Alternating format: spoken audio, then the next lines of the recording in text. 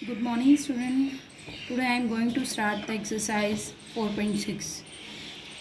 इस एक्सरसाइज में हम फर्स्टली दो डेफिनेशंस क्लियर करते हैं. First is singular matrix.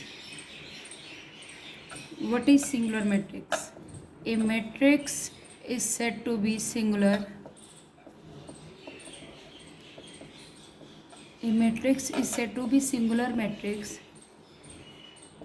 if the determinant of the A matrix is 0. जिस मैट्रिक्स का डिटर्मिनेंट 0 आएगा वो मैट्रिक्स क्या होगा? सिंगुलर होगा. नेक्स्ट है हमारे पास definition non singular.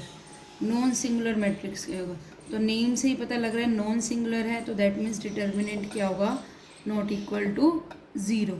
A matrix is said to be non singular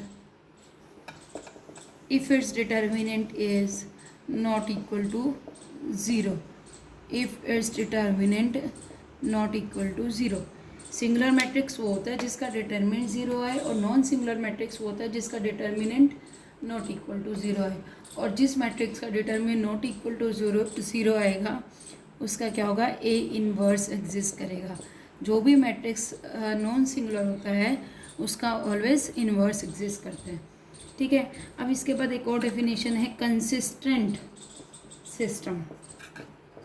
what is consistent system? ठीक है. A system of equation, a system of equations is said to B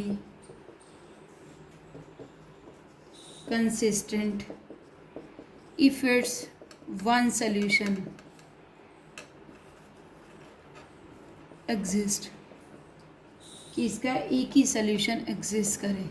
कि हम कंसिस्टेंट सिस्टम उसको कहते हैं कि system of equation is said to be consistent if its solution exist. If its solution one solution और more solution is exist. ठीक है. Consistent. और इनकंसिस्टेंट सिस्टम होता है जिसका कोई सोल्यूशन एग्जिस्ट नहीं करता. इस system of equation is said to be a system of equation is said to be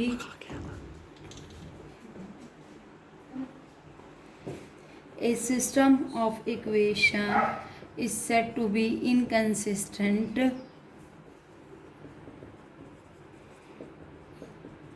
if its solution does not exist. भी जिस इक्वेशन का सोल्यूशन एग्जिस्ट नहीं करेगा वो क्या होगी? इनकंसिस्टेंट सिस्टम होगा. तो हमारे पास 4 डेफिनेशंस थी: singular matrix, non singular matrix और इनकंसिस्टेंट सिस्टम. तो सिंगुलर मैट्रिक्स क्या है हमारे पास? A matrix is said to be singular जिसका डिटर्मिनेंट 0 आएगा. नॉन सिंगुलर वो है जिसका डिटर्मिनेंट नॉट इक्वल टू 0 आएगा. और जिस मैट्रिक्स का डिटर्मिनेंट नॉट इक्वल टू 0 आता है तो उसका इनवर्स एग्जिस्ट करता है. और कंसिस्टेंट सिस्टम कहते हैं system of equation is said to be consistent if its one solution और मोर सोल्यूशन एग्जिस्ट. एक सोल्यूशन एक से ज़्यादा. और इनकंसिस्टेंट होता है जिसका कोई भी सोल्यूशन एग्जिस्ट नहीं करता. तो हमारे पास कंसिस्टेंट और इनकंसिस्टेंट सिस्टम के ऊपर कुछ क्वेश्चंस हैं, हम वो ट्राई करते हैं. तो हमारे पास फर्स्ट क्वेश्चन है x plus 2y equal to 2, 2x plus 3y equal to 3. हमें चेक करना है इसकी कंसिस्टेंसी कि मतलब ये कंसिस्टेंट सिस्टम है या इनकंसिस्टेंट सिस्टम है. तो हमने सिर्फ इसके डिटर्मिनेंट से कैलकुलेट कर लेना है कि ये कंसिस्टेंट है या इनकंसिस्टेंट. तो हम इसका ए का डिटर्मिनेंट निकालते हैं 1 2 2 3. ठीक है. तो हम ए का डिटर्मिनेंट निकालते हैं. डिटर्मिनेंट 1 2 2 3. डिटर्मिनेंट आएगा 3 - 4 -1 which is not equal to 0. यानी कि ये कौन सा सिस्टम हो गया? Consistent system. ठीक है.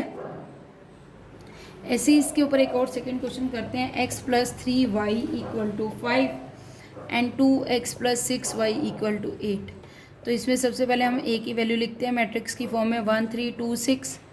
अब हम इस a मैट्रिक्स का डिटर्मिनेंट निकालेंगे 1 3 2 6.